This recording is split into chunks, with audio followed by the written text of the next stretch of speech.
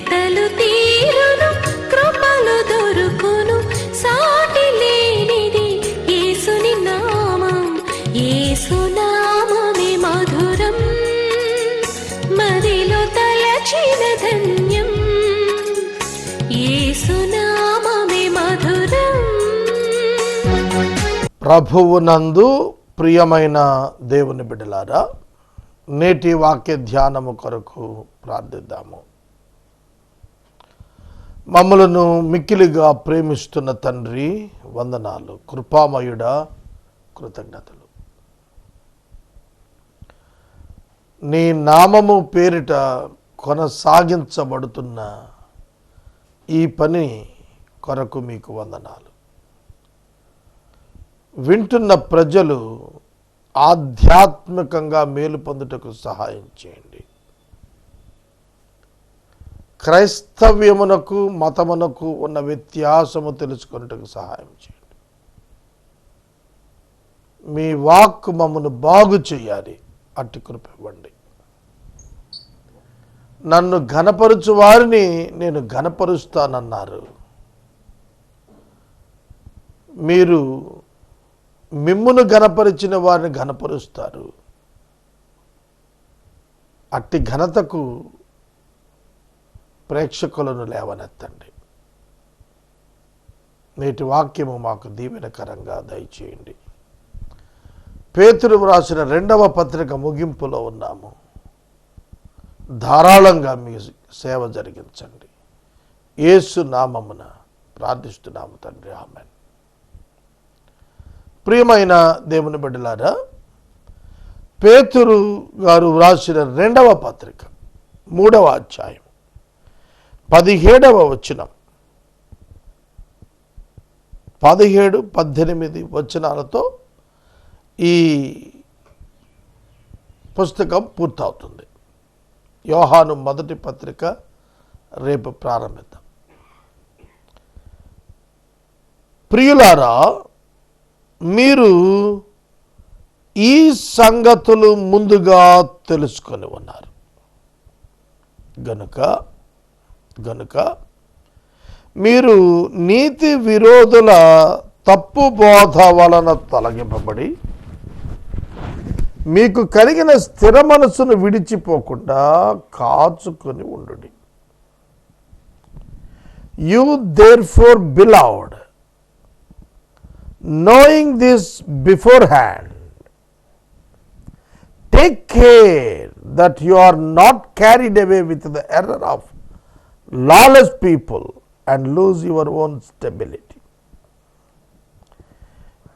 ఈ వచనాన్ని మీరు చదివితే, మీరు నోయింగ్ దిస్ బిఫోర్ హ్యాండ్, ముందుగా ఎరిగి ఉన్నారు, మీరు ముందుగానే తెలుసుకొని ఉన్నారు. ఈ సంగతులు, ఏ సంగతులు? కొన్ని సంగతులు చెప్పాడు పేతురు గారు. ఏమిటి ఆ సంగతులు అనగా, రక్షణ, శ్రమ యొక్క ఉద్దేశము, తీర్పు, అపవాది, అంతేగాక 1000 సంవత్సరాల పరిపాలన, సృష్టి యొక్క నాశనం, నూతన సృష్టి ఆవిర్భావం, దానిలో ఉండుట కొరకు విశ్వాసులు ఎదురు చూపులు. అంటే ఈ సంగతులు మీకు ముందుగా తెలిసినందున అన్నప్పుడు, విశ్వాసి జరగబోవున్నదిను అంతిమమైనదియును ఆయన పూర్తి ప్రణాళిక, దైవ ప్రణాళిక ఎరిగిన వాడుగా ఉన్నాడు అని చెబుతున్నాడు. ఇది విశ్వాసికి గొప్ప బలము. నేను ప్రార్థన చేస్తూ ఆ ప్రార్థనలో ఒక మాట వాడాను దేవుని సన్నిధిలో. దేవా, విశ్వాసులకు అవిశ్వాసులకు ఉన్న వ్యత్యాసము విశ్వాసులు తెలుసుకున్నట్లు చేయము అని అడిగాను దేవుణ్ణి. ఏమిటి వ్యత్యాసము? విశ్వాసి ఆత్మలో జీవము కలిగిన వాడు, అవిశ్వాసి ఆత్మలో నిర్జీవ స్థితిలో ఉన్నవాడు. శవానికి బ్రతికిన వాడికి ఎంత తేడా ఉందో శరీర సంబంధమైన జీవం విషయంలో,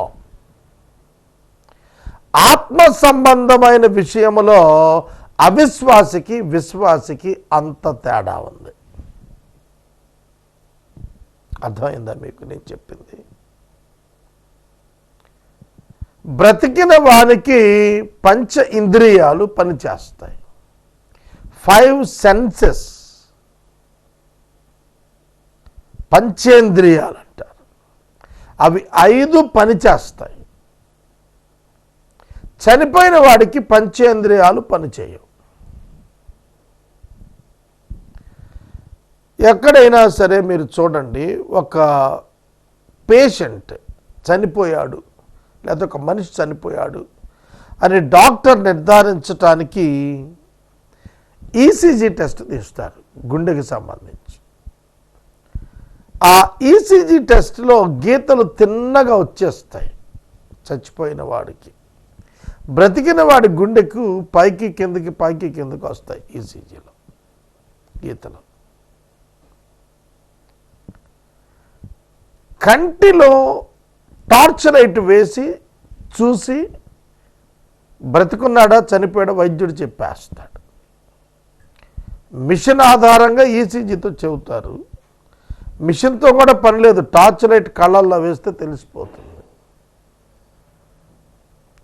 టార్చ్ లైట్ కళ్ళల్లో వేస్తే వైద్యుడు చెప్పేస్తాడు జీవం ఉన్నదా జీవము లేనిదా అని. పంచేంద్రియాలు పనిచేస్తాయి, 5 సెన్సెస్. కన్ను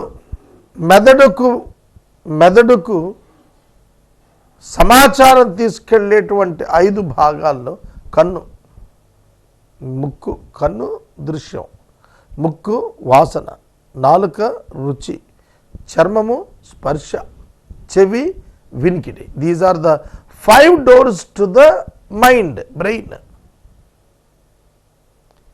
బతికిన వాడికి ఇవి పనిచేస్తుంటాయి. మీరు ఎప్పుడైనా శవాన్ని చూడటానికి వెళ్ళినప్పుడు చూడండి, అది శవం అంటే చనిపోయిన మనిషి బాడీ అట్లా పెట్టి ఏడుస్తూ ఉంటారు. అది అలానే ఉంటుంది. బంధువులు వస్తారు, అలానే ఉంటుంది.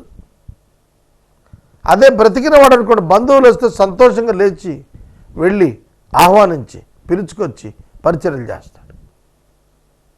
రెస్పాన్స్ ఉంటుంది. కానీ చనిపోయిన వాడికి రెస్పాన్స్ ఉండదు. చాలా క్లోజ్ రిలేటివ్స్ వస్తారు చనిపోయినప్పుడు, ఆ బాడీ అట్లాగే బాడీ ఉంటుంది. ఏడుపులు వినపడవు, బంధువులు కనపడరు, మీదబడి ఏడుస్తున్న కథలను, కొడుతున్న కథలను, కోసి అవతల బారేసిన కథలను. స్పర్శ ఉండదు, వినికిడి ఉండదు, దృష్టి ఉండదు, నాలుగు పనిచేయదు. అదే తేడా. బ్రతికిన వాడికి చనిపోయిన వాడికి అదే తేడా.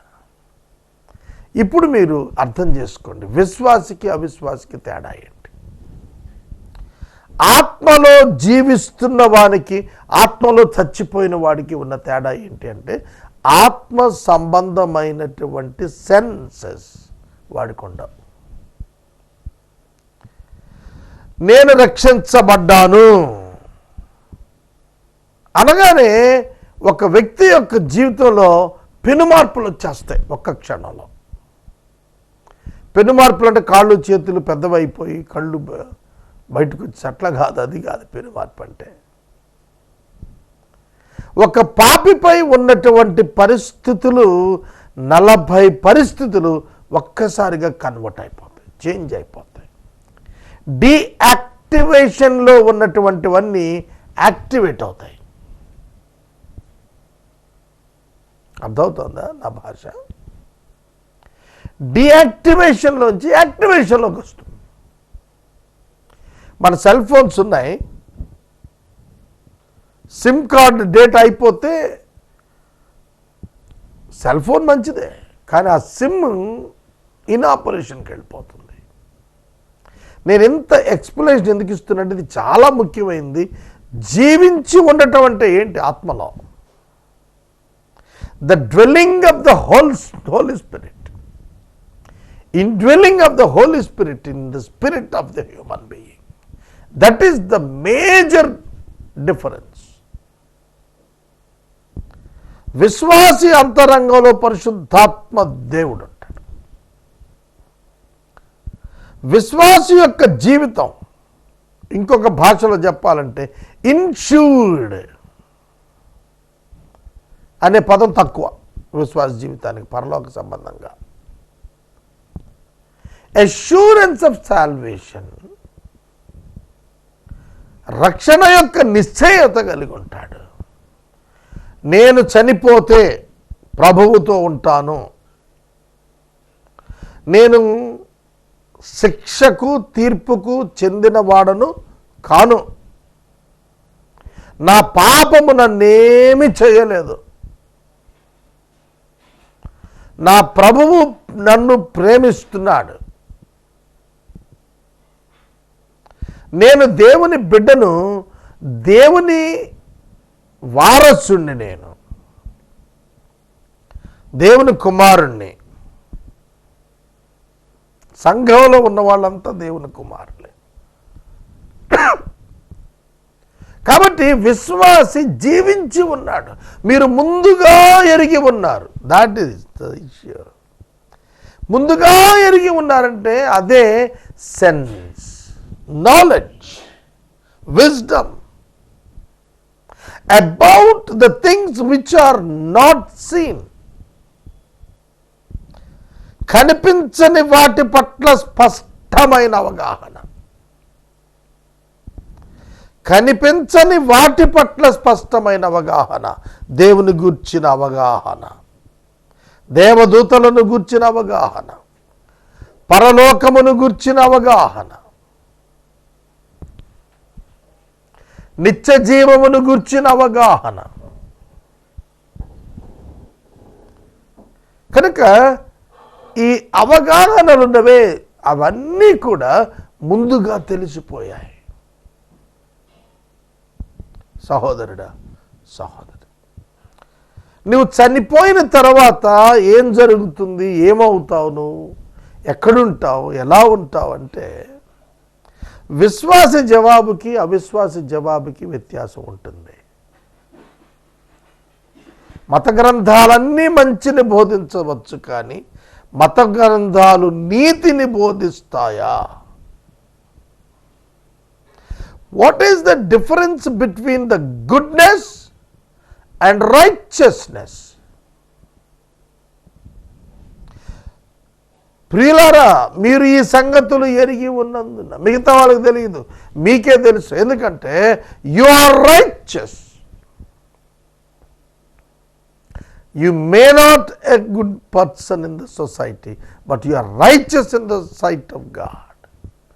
నువ్వు సమాజంలో గొప్పవాడిగా మంచివాడిగా పేరు లేకుండావేమో, కానీ నువ్వు దేవుని దృష్టిలో నీతిమంతుడు. దేవుని దృష్టిలో ఒక మనిషి అసలు నీతిమంతుడు ఎట్లా అవుతాడు? అది మీకు తెలుసు. ఎట్లా అయ్యారు మీరు అనగా క్రీస్తు రక్తము చేత, క్రీస్తునందలి విశ్వాసము చేత మనం నీతిమంతులం అవుతున్నాము. యాక్సెప్టబుల్ టు గాడ్, దేవునికి అంగీకారమైన మనుషులుగా మనం ఉంటున్నాము. ఈ స్థాయిలోకి వెళ్ళిన వ్యక్తి ఇహలోక సంబంధమైనటువంటి బెనిఫిట్స్ గురించి మాట్లాడితే చర్చిలో చాలా బాధపడతాడు. అరే ఏమిరా ఇదంతా, ఆయన ఏముంది ఇందులో వీళ్ళు మాట్లాడే దానిలో? ఆరోగ్యం ఉంటే చాలా సంతోషమే, ఆరోగ్యం లేకపోతే ఏమిటి నష్టం? ఆరోగ్యం లేకుండా నా దేవుడు నాకు చేశాడు అని అంటే దానిలో నాకెంత మేలుంటే చేసి ఉంటాడో.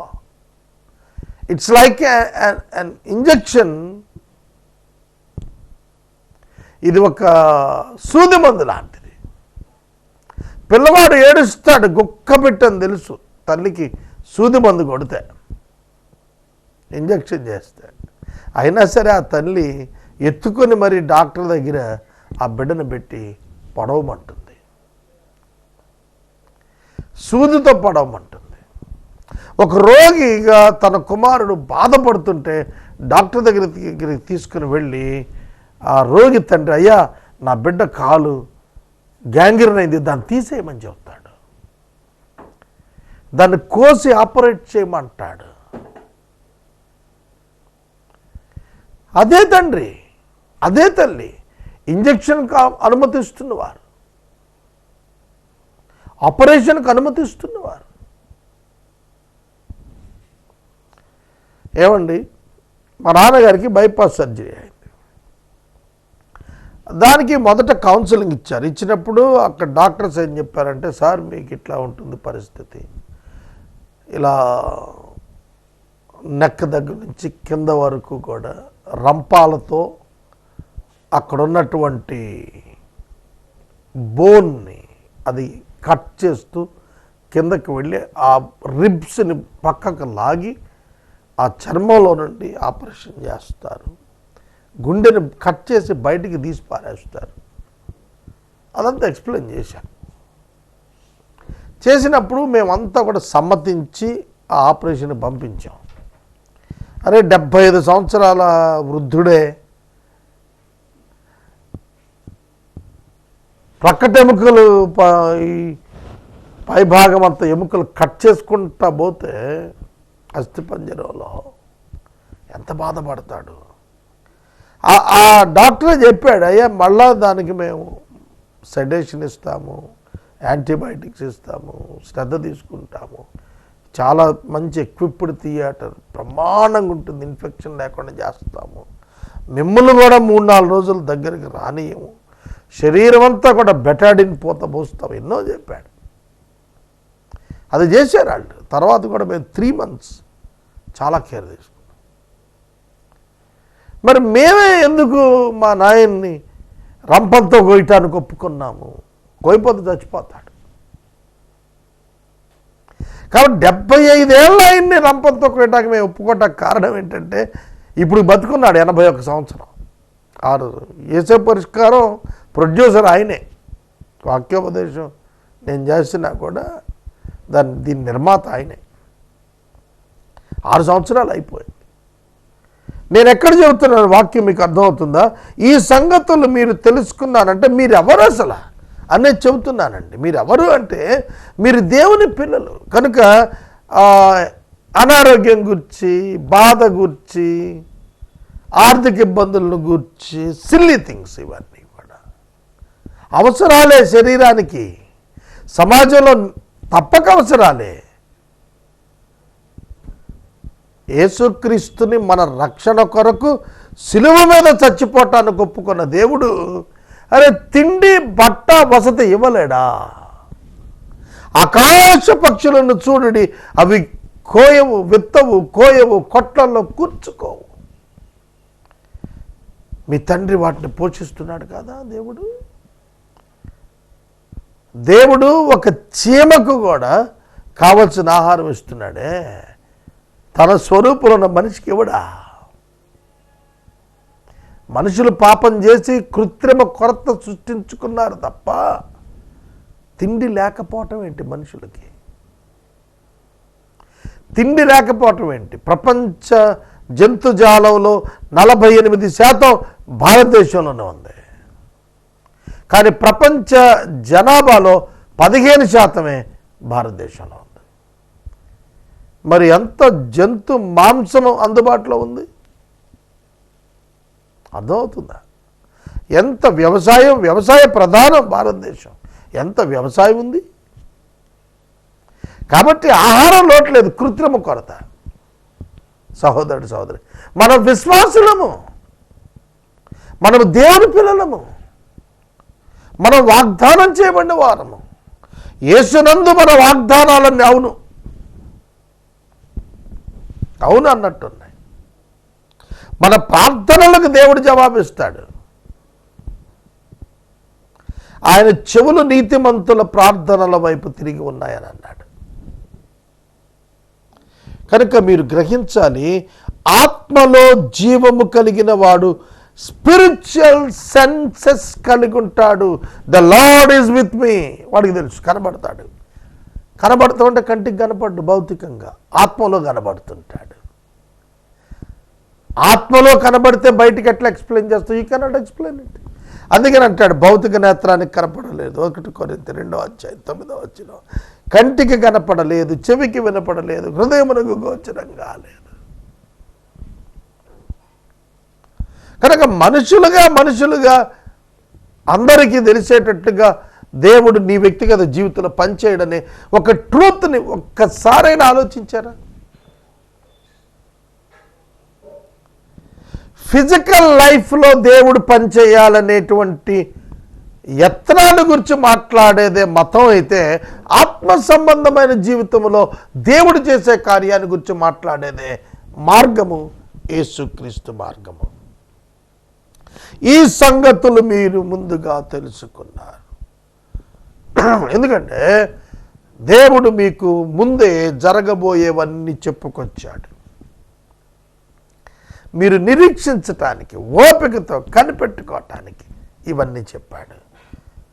ఎందుకంటే స్థిర మనస్సు కలిగి నీతి విరోధుల తప్పు బోధ నుండి తొలగించబడి పడిపోకుండా కాపాడుకోవాలి.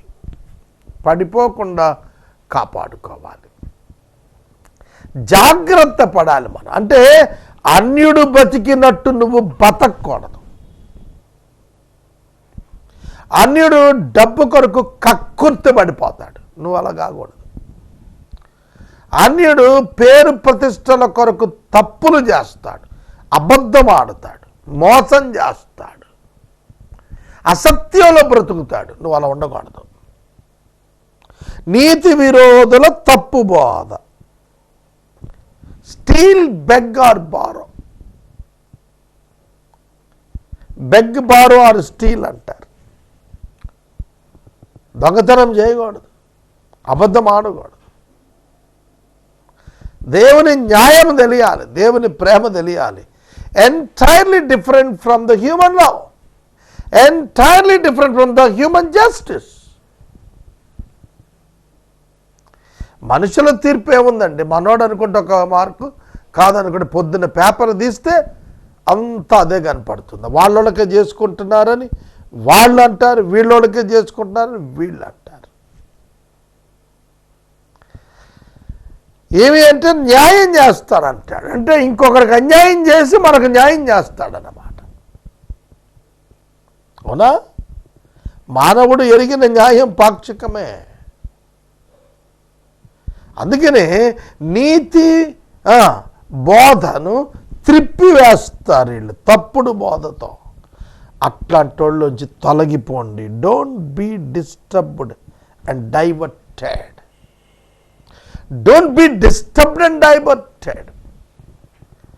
ఏ విధం చేత కూడాను కలవరపడవద్దు, తొలగిపోవద్దు మార్గంలో నుంచి.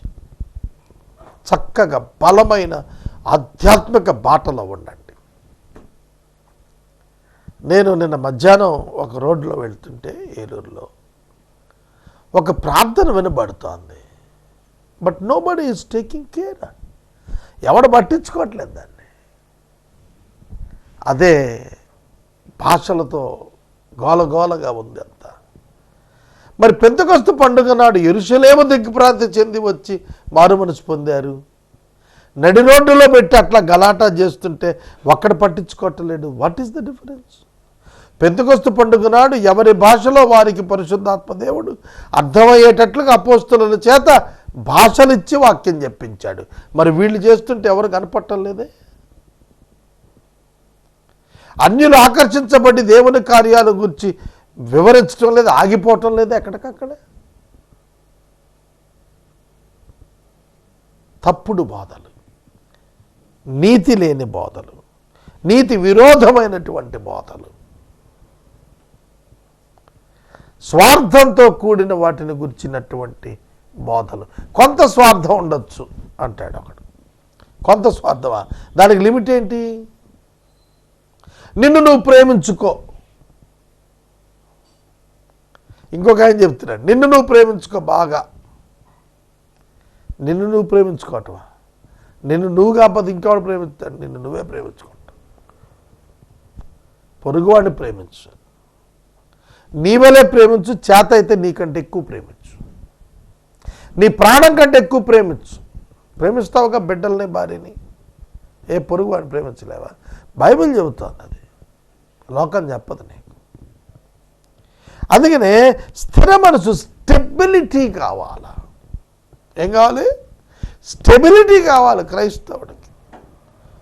ఊరికినే చుక్కాని లేని నావ పోయినట్టుగా కాకూడదు జీవితం. కాబట్టి స్థిరపడి ఉండండి, పడిపోకుండా కాచుకొని ఉండండి, కాచుకొని ఉండండి, జాగ్రత్తగా ఉండండి. లాలెస్ పీపుల్ ఉన్నారు, లాలెస్ పీపుల్ ఉన్నారు, జాగ్రత్త. ఇక దీవెన వచనంతో ముగిద్దాం.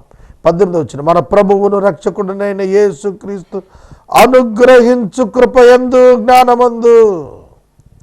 మనం దేనిలో అభివృద్ధి పొందాలి? ఆస్తుల్లో, పదవుల్లో, పేరు ప్రతిష్టల్లో, ఆదాయంలో. ఇది మనుషులు చెప్పే అభివృద్ధి. కానీ ప్రభు అలా చెప్పడం లేదు. క్రీస్తు అనుగ్రహించు కృపా జ్ఞానం, కృపయందు జ్ఞానమందు అభివృద్ధి చెందాలి మనం. అది మామూలుడికి అర్థం కాదు. చెప్పాక సెన్సెస్ ఉండవాళ్ళకని. I'm not talking about any other religion, I'm talking about the people who do not believe Jesus Christ. యేసును అంగీకరించిన వారి గురించి మాట్లాడుతున్నాను. They may be Christians. క్రైస్తవులై ఉండొచ్చు కూడా, క్రీస్తుని అంగీకరించక క్రైస్తవుడిగా పిలువబడుతున్న వాళ్ళు ఉన్నారు. ఇప్పుడు యుగాంతం వరకు, ఆ దినము వరకు మహిమ కలుగును గాక.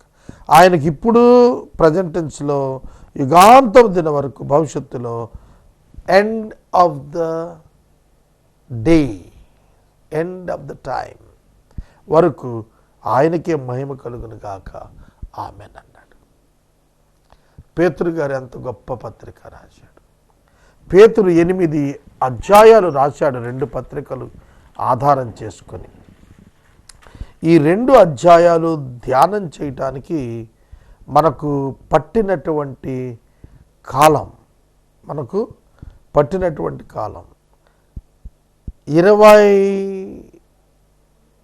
ఆగస్ట్ 20th స్టార్ట్ చేశాం. ఆగస్ట్ 20 నుంచి సెప్టెంబర్ 20, అక్టోబర్ 16, సుమారుగా 55 ప్రసంగాలు 8 అధ్యాయాల మీద మనం చూసాము. మరొక 8 అధ్యాయాలు మనకు యోహాను గారు రాశాడు. ఆ అధ్యాయాలకు మనం రేపటి దినం వెళ్తాము. ఈ 2 పత్రికలకు సహాయం చేసిన ప్రతి కుటుంబానికి వందనాలు. ప్రార్థన. మమ్మల్ని మిక్కిలిగా ప్రేమిస్తున్న తండ్రి వందనాలు. పేతురు యొక్క 2 పత్రికలు ముగించుకున్నాము. ప్రజలను దీవించండి.